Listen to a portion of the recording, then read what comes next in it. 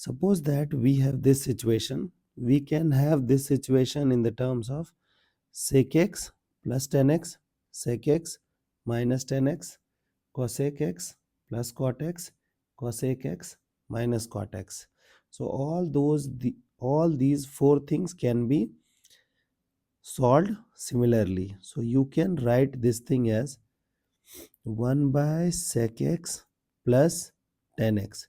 You know that on denominator you cannot afford to have too many things. On numerator, if you have 10 things, it is totally okay.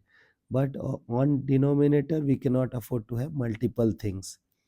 So we will manipulate this thing to create something on the numerator, okay? And we should get rid of the denominator. So have you ever seen sec and 10 together? Exactly. In class 10th, we have studied one formula, that sec square x minus 10 square x equals 1. So create this thing means do the rationalization. So sec x minus 10x, and here we will have sec x plus, sorry, here also we will have minus only, okay, dx. Now denominator will become sec square x minus 10 square x, which is 1.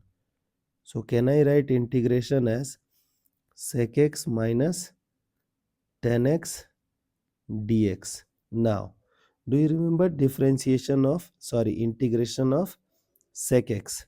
So integration of sec x is log sec x plus 10x, sec x plus 10x, minus integration of 10x is what?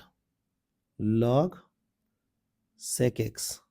Okay, the argument has to be positive and with integration constant c. I hope the idea is clear. Okay.